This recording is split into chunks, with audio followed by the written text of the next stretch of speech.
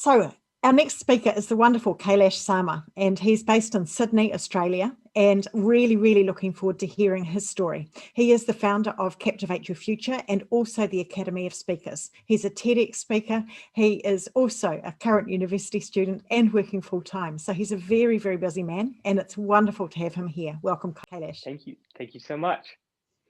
Fantastic. So the first question that I've got for you before we jump into your topic about Mm, captivating the future is, what do you wish you'd learnt at school? mm. That's a really good question. And I think one of the things about my school was that they love to push all of these extracurricular activities from debating, learning about entrepreneurship and design thinking. So we really got to learn a lot about a lot of things, I guess. But one of the things I wish they taught was a bit more about public speaking. One thing that I learned was that in our school, they were really smart and academic people. If you asked them to smash out a match test biology or any science, they could do it. But when you asked them to talk about something that they were passionate about or share their message, that was something that they really struggled with. And I always thought if we taught that and if we taught that skill very early on, what would be the impact by the time, my students or the people I went to school with would graduate with? Yeah, you're absolutely right.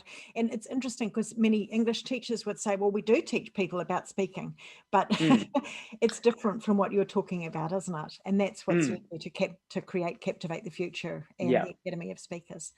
So let's talk about the questions that you've asked for today, which is you just graduated from high school.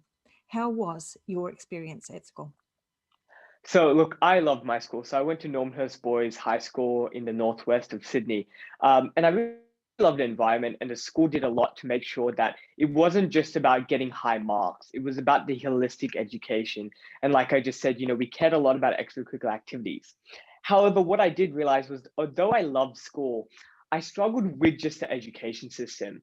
And when I figured out, why school was made, it totally made sense. School was made for the Industrial Revolution in the 1760s and getting, people prepared for the factory. And the way the classes are set out, the way, we have the chairs and the desk, it still mirrors that industrial design. And what interests me so much was that so little has changed, even though so much time has passed. And we really need to update our education system to suit the demands of the next 30 and 40 years. You're so right, and it's really interesting hearing you describe that with the desks and so on there. So, what are some of the things that really intrigued you as you went through school? Hmm. I think one of the things that really intrigued me was how we looked at public speaking. So, when we go and we talk about public speaking, it looked like it very limited us. And what I mean by that is that the way public speaking was taught in school was you have to speak on this topic. You have to speak in front of these people about something you don't care about. And what this did was it associated, students and when they speak to something that they weren't really excited to speak about. And this is what, Captivate the Future is all about, is changing that sort of association between public speaking and something that they don't care about. And you talked, when we were talking earlier, you talked about even the limit of time and that the time that people spoke for as they were doing those assessments really affected the way that people delivered their talks as well. That's very true. So I think one of the things that you see is that when you're, doing speaking, you have only 3 or 4 minutes to do in a presentation. So what students have to do is they have to cut down on all of these amazing facts and things that inspire them and just have to hit a rubric goal. Like when you're in the professional world, yes, you do have to speak about something that interests the audience, but you have more free reign. So we're really showing students that with public speaking, you don't really have autonomy, which is exactly the opposite of what we need to be doing. So, what's one thing that you wish that they taught everyone in school? One thing that I wish everyone that they taught in school, I think it would be public speaking, but more importantly, storytelling. I think through stories, we have the ability to make a really big difference. And once we hear someone else's story, we really have the ability to relate to them. And I think stories have the ability to turn people from statistics and numbers into an actual person that you can understand. And, we see this through books, we get really deeply motivated. And some of the TEDx talks or TED talks that come out, why we love them so much is we get to understand someone and, what they've been through. And it would be amazing if we could teach people in schools how to tell their own stories and share, their own voices. Yeah, and I'm hearing you as you're talking about that, because so much of when I'm facilitating workshops and things, people Mm, talk about the stories of what makes the difference for people. It's how we help people understand, and it brings out that authenticity, doesn't it? yes, yes. Absolutely. So you've created Captivate the Future. What Yeah. is Captivate the Future? So Captivate the Future is a free 9-week public speaking program and competition that has uniquely been created for Generation Z, the digital natives. Wow. So why did you create it? Why did you Mm. create Captivate the Future? So as we were talking a bit about public speaking, we sort of figured out, and me going through school only last year, was that public speaking is not given the right level of focus as many other life skills. And you can see this from 74% of the population suffers from speech anxiety. What we found funny, however, was that although 74% of people hate public speaking pretty much, 75% of children aged 6 to 17 want to become YouTubers. They want to share their story. They want to get in front of people and tell them about something important to them, except they don't have the skills to do it. And you know what? It's not really their fault. It all comes down to the severe underfunding of the creative arts. Currently, if you ask many teachers who take time to teach public speaking, they take time out of their personal lives and don't really get paid to do so. If you are the select few that get taught public speaking in schools, you're being taught a way of public speaking that is really mirrored off the 1950s Dale Carnegie's art of public speaking. It's such an old way of speaking, and it doesn't really account for the lack of attention spans. The idea that we now live in a TikTok generation where you only have 4 seconds to captivate someone's attention. We can't keep on doing, this is what I'm talking about. This is what I'm going to be talking about, and this is what I've talked about. That methodology doesn't really work. Now, on top of that, we've also figured out that public speaking can be really used to develop leadership skills. Many leadership skills in schools aren't really taught. And if they are, they're taught in a very theoretical manner. See, public speaking can help build, skills such as resilience, because when you're on stage and you stuff up, like I just did, it requires people, to take risks, respond to feedback, but also when you make a mistake, to just keep on going no matter who's looking at you. Yeah. And this is really useful for job interviews and all sorts of things, isn't it? This is not just for being a YouTuber or anything else, but any time that we're needing to be able to present ideas to somebody else, these skills are important. So such as for a couple of my scholarships for university, there was so many interviews. I think I went for 9 or 10 interviews.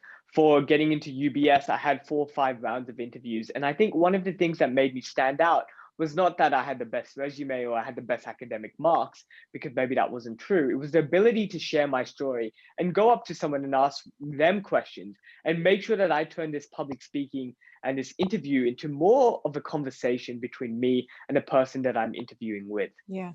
So how does this competition assist teachers?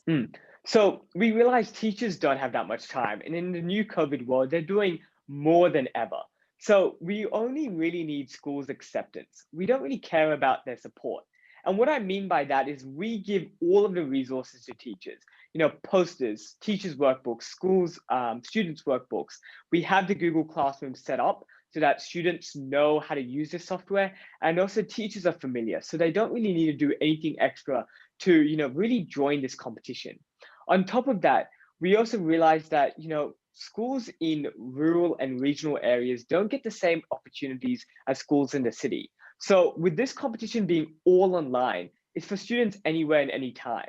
So it doesn't really matter what school you're from, you still have access as any other student out there. Now, on top of that, we realize teachers don't have the time to learn this massive and long art of public speaking. So we give them access to expert coaches and learnings. Our methodology has been tested on over 250 students. We know it works. Our judges are industry professionals. They're professional speakers who go out every single day and present to corporate and, professional and the industry. So we really wanted to make sure that we tell students and teachers, hey, we've done everything for you. All you need to do is just follow our curriculum and you're good to go. So are you talking there about the teachers just sort of giving the students the information about this is how you join it, or are you talking about them actually doing it in class, or is it a mixture of both? I'm thinking of the teachers there and Mm. the benefits for them. That's a really good question. So what we've made it is that you can either do both. So students have the ability to just go by themselves, power through the workshops, power through the modules and program, and just write up their speech and enter it. But we also realized, some teachers do want to spend time to teach public speaking. So we've made it so all of the single resources cover 30 minutes time per week for 9 weeks. So teacher can actually teach the class with the resources we give them and also learn a bit along the way. Yeah, fantastic. And what are they seeing? What are the teachers that you've got? What are they seeing in the students that have been through this program or are going through this program? So what we're trying to aim this program to do is not just teach public speaking. It's about a student finding their passion. So one of the things about this competition is we only have one rule, and that's talk about what you're passionate about. See, we don't care about giving them a topic that they just don't care about. We want to know what actually ignites them, what sets them on fire and are about to just explode with energy and really passionate about what they're talking about. So this competition is really just to make them find their purpose and their passion. But on top of that, we give them the skills to practice and practice their speech. So hopefully by the end of this program, they will have the skills to build up an amazing speech, to understand what the audience really looks for and understands how to captivate their audience. Yeah, so you're assisting the students to find out more about themselves through this process, aren't you, as well, and build their confidence? Most definitely. Yeah. What else are you seeing in terms of the students going through the program? What are you seeing in terms of how it's changing their lives? So we had an email from one of the students that participated in our MVP last year. And she was talking about climate change and she read a news article, but didn't necessarily know much about it.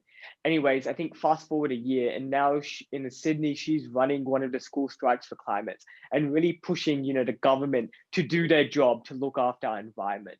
So in less than a year, just because she did the 9-week program, she understood what she needed to do and she could, express herself. She's gotten the ability to go to Parliament, to talk to people and say, hey, this is what we need to do. This is our next steps. Fantastic. Okay, so what do people need to do to enter this competition so that they too can grow in confidence as you're talking and understand more and be able to use their voice? So I think if you're a teacher, well, number one, I would love if you, send me an email at kailash@academyofspeakers.com, and I would love to help you along the way. But if you want things just straight away, it's all on Captivate the Future. The Google Classroom is there, the modules you can access. We've made this as simple as possible. So all you need to do is just plug in your this code into the Google Classroom and all of the resources will come out there. From that, you can just complete the 9-week modules through the Google Classroom. Every single module, you learn a bit more about how do you edit and draft up your speech. Once you've done that, you've spent some time doing it, just record it on, an iPhone or phone or tablet, anything, and just upload onto the website when you're done. Once that's done, we'll upload it onto YouTube so that everybody can see it. And then after that, it's about sharing your message with the world, sharing it with friends and family, sharing it with your school, and getting as much attention and energy behind it as possible. Cool. So what prizes are there to be won for the students? So we know that students love to compete and they love prizes. Personally, I love doing competitions because, I like to win. So we sort of made it that any student can win. Number one, by entering, you get a free movie ticket. But also we have a $1,000 prize and $500 prize monies to win. But you know what? That's not it. And we didn't want that just to be it. So we have amazing opportunities such as the ability to be represented by a professional speakers bureau and have their visionary and creative ideas shared with professionals and thought leaders. Wow, that's a huge prize. That's a huge opportunity, isn't it? Yeah. Absolutely. So you've talked about the Hannah Ivy Pride Foundation Prize. What is Hannah Ivy Pride Foundation Prize? So Hannah Ivy was one of my friends who passed away last year. And she was, a really proud transgender advocate. And the Pride Foundation grant, they've done amazing work and they've really helped us to sponsor this grant to help support, the LGBT community, promote their stories and promote diversity and inclusion while doing so. She's done a lot of work, in the past where She talked in the United Nations, she went on Four Corners, and she was an active member of the School Strike for Climate. And we really want more passionate people out there to share their message and to go, hang on a minute, I think the world could be a better place, and go out there and chase it. And I think the whole idea of this grant was to find someone who embodies those values and those principles and has that attitude that Hannah did to make the world a better place. Wow. And what would you wish somebody knew about this competition, this book competition? So I think I created this public speaking competition because I realized where public speaking could take you. You know, personally, I've represented Australia, I've done a TEDx talk, worked with the government, I'm currently working at UBS, and I do believe all of these opportunities I've been given is because I've had the ability to speak and to, you know, share my message and also persuade people why I'm probably maybe the best suit for the job. And I think one amazing thing about public speaking is just the confidence it gives you, the ability just to share your story, and also to promote, you know, your whatever you're passionate about. So I'd love to add a few more questions here on the end. Sure. Like, how did you get into public speaking? Have you always been able to stand up in front of people and speak? Like, you know, put yourself back those years in school and those opportunities where you were told, make a speech, etc. What did Yeah. you do? What was the process that you went through? How have you got to where you are now? Yeah, so that's a really good question. So I used to hate public speaking to a point where every single speech recital or poem that I had to present, I still get nightmares from it. I would just not go. I hated public speaking. But then it was only after I got bullied and lost my self-confidence that my dad taught me the art of public speaking to rebuild my voice. Because when you're, you know, doing public speaking, it's like going 110 kilometers per hour. You're going so fast. So by the moment you go back to 50 and talk to strangers or, you know, people in the public, it doesn't seem as scary because you're going so slow comparatively. So once, you know, you chuck yourself in the deep end, making sure that you're in a safe environment, you really learn the skills to be able to adapt, and it really helps you be comfortable being uncomfortable. Being comfortable, being uncomfortable. That is Mm, such a powerful vision, isn't it? So when mm, you said that your dad taught you the steps to public speaking, yeah. what did he teach you? What are those steps? So most of those steps we've actually incorporated into our program. So when my dad was actually teaching me public speaking, he had a workbook with all of the things that he did with me, and what he taught me specifically. And I got that workbook and I used it to draft up the 9-week program. So talking about, well, how do you pause? Because I used to stutter and mumble my words. How would you go and, you know, add humor? Like, what are the elements of humor you need? Also, what energy do you need to bring on stage? Or even how do you do a power walk? I found that when many people are doing public speaking, they're really cramped up. They look like they're about to, you know, like do a pencil jump into water. What you want to do is you want to open up your body. You want to start walking. You want to really grab the stage and sort of set up a light. So all of those techniques that, you know, my dad taught me, we've just added it straight into the program. Yeah, wonderful. And that's that understanding of our bodies, isn't it? And how Mm, we're moving that can totally change the levels of confidence that we have. We had a speaker in January talking about that, talking about oh, how to build confidence. So yeah, it is that awareness of our bodies that becomes so important, isn't it? Yeah, and most so definitely. how did you find the opportunities to practice the public speaking that your dad got you into? Because there's not Mm. not many opportunities just in class, is there? Yeah. So when my dad taught me the art of public speaking, I was in year 5 and 6. And one of the most simplest things he did was he made me talk to random strangers. And that I didn't know he was doing that. I just thought he was just being a pain. But what he did was he made me, whenever we went into a shop, talk to the retail assistant. He said, "Hi, how are you? How was your day? You know, like, what do you think of this? Where can I find that?" It got to a point where, like, now if I go into a store, I just immediately go to the assistant. I'm like, "Hi, do you mind helping me buy this?" When all of the other people are looking around asking for help but too afraid to do so. And that's again brings back to that being confident, being comfortable, being uncomfortable, doesn't it? Yes, yes, Because I'm seeing so many young people who are almost terrified of talking to people that they don't know. most definitely, yes.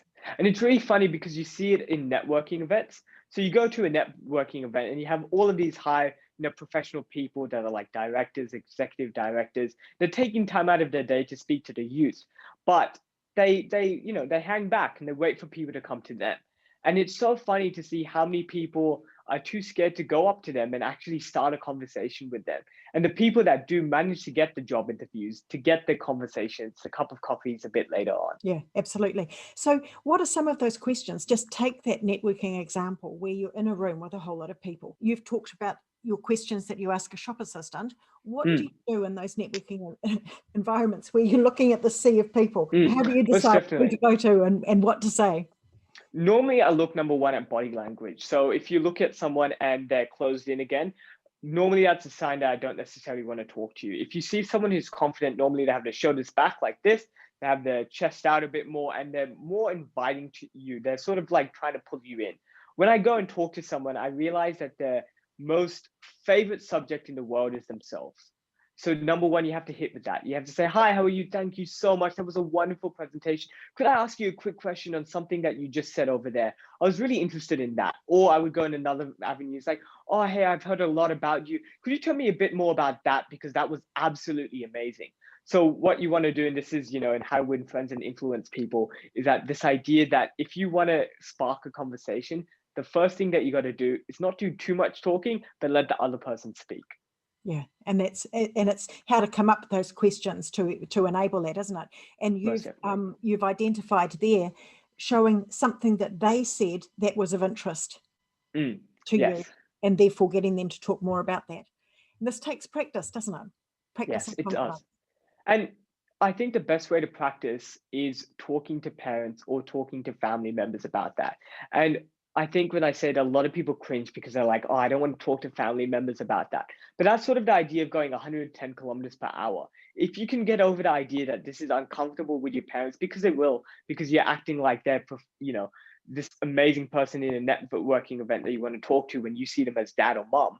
But then you go back and you talk to these professionals in a networking event, it seems a bit more calm and relaxing than talking to your parents. Yeah, absolutely. And that's the power of role play, isn't it? That when Mm, you have had the chance to practice it and to find out how it feels in our bodies, and then we put it in that real situation, it becomes much easier.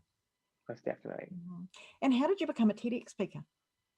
It's a really good question. So I was running Academy of Speakers for around about a year then, and I got a message from one of the lead organizers saying, "Hey, we know a bit about you. We were needing a TEDx, not a TEDx speaker. We need someone who's, part of the youth, who's young, who's really passionate about, you know, whatever you're doing." And it's like, "Would you like to apply?" And I was like, "Yeah, sure." So I applied. I put in my pitch, and because it was really talking about, we want your pitch to be amazing. Um, I just used my public speaking, skills to really build a story about that, and then that's how I got the talk. Yeah, because you do have to go through a process in order to do that. Mm, Fascinating that you were asked to be able to come and speak about the Academy of Speakers and so on because yeah, of that work. Yeah. Thank that's you so okay. much, Kailash, for talking today and for sharing with us your incredible work with this Captivate the Future and getting young people speaking, building that confidence through learning to be able to public speak, to be able to talk to strangers, to be able to feel confident and learn more about themselves and their passions through speaking. So I wish you all the best as you continue to grow this movement. And I hope that there are many people that are able to win over the years the Hannah Ivey Pride Foundation Prize so that the work that she has started is able to continue too. Beautiful. Thank you so much. Thanks very, very much, Kailash. It's great.